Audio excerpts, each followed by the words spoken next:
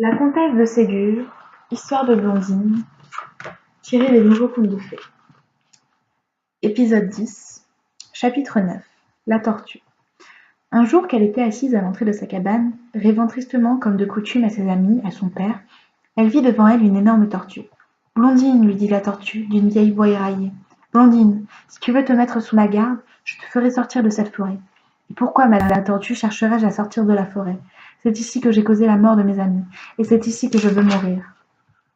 Es-tu bien certaine de leur mort, Blondine? Comment? Il se pourrait? Mais non. J'ai vu leur château en ruine. Le perroquet et le crapaud m'ont dit qu'ils n'existaient plus.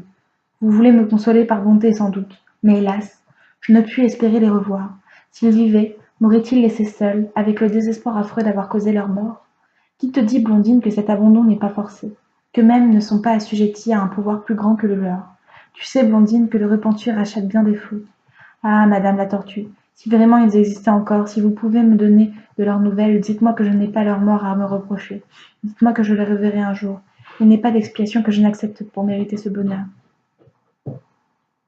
Blondine, il ne m'est pas permis de te dire le sort de tes amis, mais si tu as le courage de monter sur mon dos, de ne pas en descendre pendant 6 mois, et de ne pas m'adresser une question jusqu'au terme de notre voyage, je te mènerai dans un endroit où tout te sera révélé.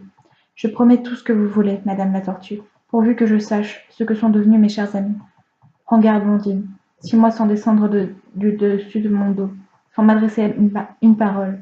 Une fois que nous serons partis, si tu n'as pas le courage d'aller jusqu'au bout, tu resteras éternellement au pouvoir de l'enchantement perroquet, au pouvoir de l'enchanteur perroquet et de sa sœur la rose. Et je ne pourrai même plus te continuer les petits secours auxquels tu dois la vie pendant 6 semaines. Partons, madame la tortue, partons sur-le-champ. J'aime mieux mourir de fatigue et d'ennui que de chagrin et d'inquiétude.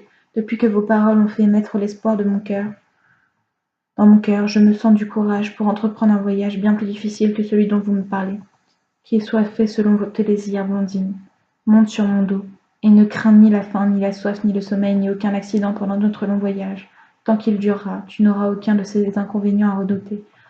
Blondine monta sur le dos de la tortue. Maintenant silence, dit celle-ci.